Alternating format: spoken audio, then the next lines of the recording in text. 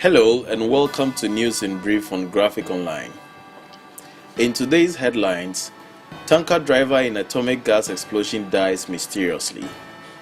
President Akufo-Addo lauds former President Mahama for ITLOS victory.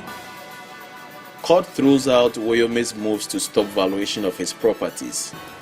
And husbands urge to shave expectant wives. The gas tanker driver who escaped unhurt after the gas explosion at Atomic Junction in Accra has died mysteriously.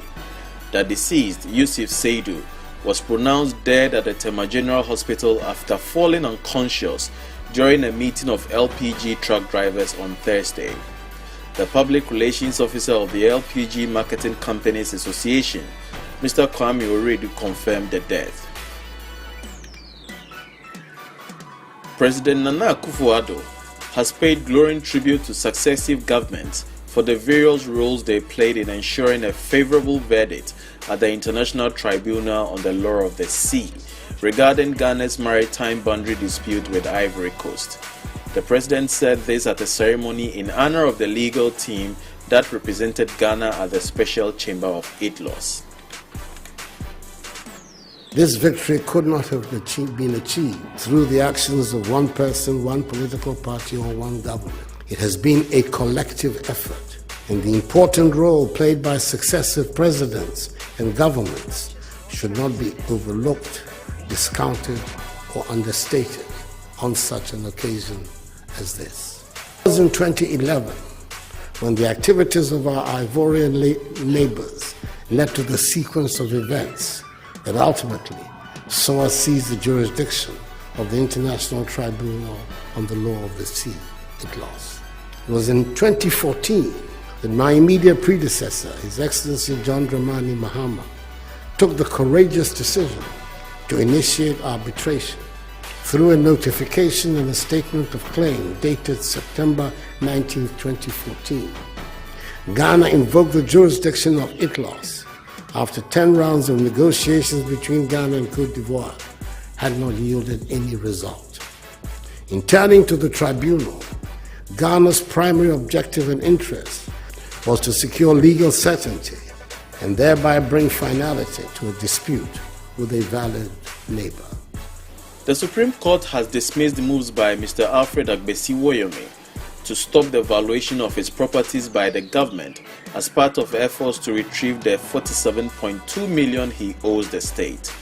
Lawyers for the businessman filed an application arguing that the rate of execution that the Attorney General used to do the valuation was illegal. According to them, the AG failed to seek consent from the Supreme Court to renew the rate of execution, and therefore any action based on that rate was null and void. But the court, presided over by a single justice, Mr. Justice Alfred Anthony Benin, on Friday morning ruled that the AG did nothing wrong because the rate of execution had not expired and was effective. The Asante-Hene Otumfuo Osei will not respond to reports linking him to money laundering in the United Kingdom. The Mare-Hene, who speaks for the Asante-Hene, Bafo Osei Brento Shiaman, says in keeping with past happenings, the Asante-Hene, who has returned from a trip to Brazil, would make no statements to that effect. The Telegraph newspaper in UK reported that the Asante-Hene gave £350,000 to the former executive director of the Ghana International Bank, Mark Arthur, to be deposited on his behalf at the bank. That move triggered a money laundering alert in the City of London and cost Mr. Arthur his job. The Ghana International Bank has since clarified that there is no suggestion of money laundering allegations against the Asante-Hene. A study has linked the intake of mercury as a result of illegal mining activities to increased dementia cases in Ghana. The Minister of Lands and Natural Resources, Mr. John Peter Amewu, who made this known at a forum in Accra, says the revelation has strengthened government's resolve to bring to a halt the activities of illegal miners in the country. According to him, the study shows that about 10,000 Ghanaians suffer from dementia, a neurological disorder that affects the brain, leading to gradual loss of memory.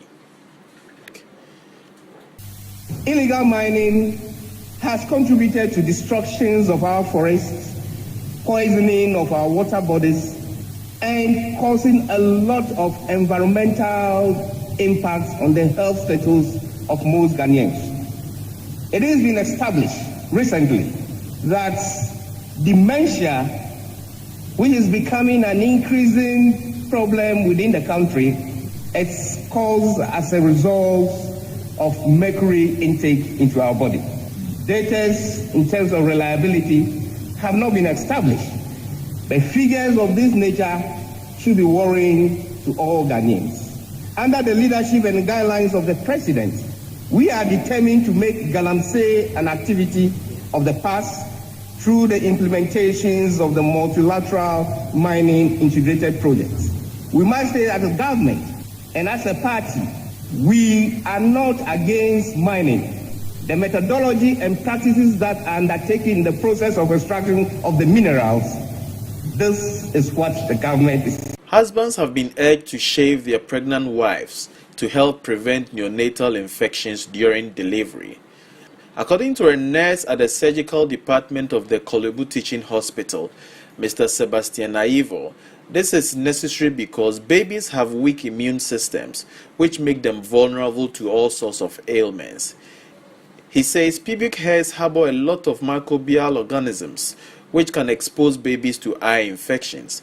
He therefore urged husbands to help their wives in shaving, especially during the third trimester, when the size of the baby bump makes it difficult for expectant mothers to shave. For more news, visit graphic.com.gh and sign up for the Graphic News app. Follow us on Daily Graphic Ghana on Facebook and on Twitter at GraphicGH.